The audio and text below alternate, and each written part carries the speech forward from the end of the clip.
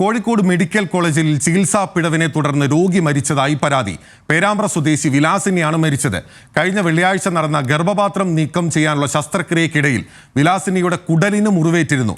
സംഭവത്തിൽ ഗൈനക്കോളജി വിഭാഗം superintendent Arun Preet gynaecology വിഭാഗം മേധാവിയോട് റിപ്പോർട്ട് തേടി. ഈ മാസം 4-നാണ് ഗർഭപാത്രം നീക്കം ചെയ്യാനുള്ള ശസ്ത്രക്രിയയ്ക്കായി 57-കാരിയായ വിലാസിനെ മെഡിക്കൽ കോളേജ് ആശുപത്രിയിൽ പ്രവേശിപ്പിച്ചത്. വെള്ളിയാഴ്ച നടന്ന ശസ്ത്രക്രിയയ്ക്കിടെ കുടലിന് ചെറിയ മുറിവേറ്റതിനാൽ സ്റ്റിച്ച് ഇട്ടതായി ഡോക്ടർമാർ ബന്ധുക്കളെ അറിയിച്ചിരുന്നു. ഡോക്ടർമാരുടെ നിർദ്ദേശപ്രകാരം ഭക്ഷണം നൽകുകയും വയറുവേദന അനുഭവപ്പെട്ടതോടെ വിലാസിനെ ICUയിലേക്ക് മാറ്റുകയും ചെയ്തു.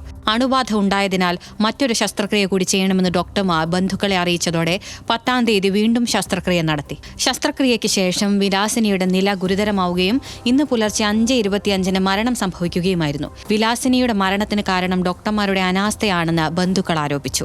കാരണം നമ്മളൊരു യൂട്രസ് റിമൂവ് ചെയ്യാനാണ് ഇവിടെ വന്നത്.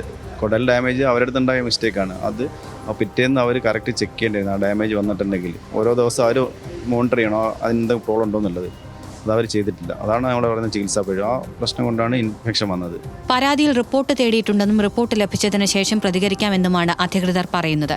സംഭവത്തിൽ ബന്ധുക്കൾ ആശുപത്രി സൂപ്രണ്ടിനും പോലീസിനും പരാതി നൽകി. ന്യൂസ് മലയാളം, കോഴിക്കോട്.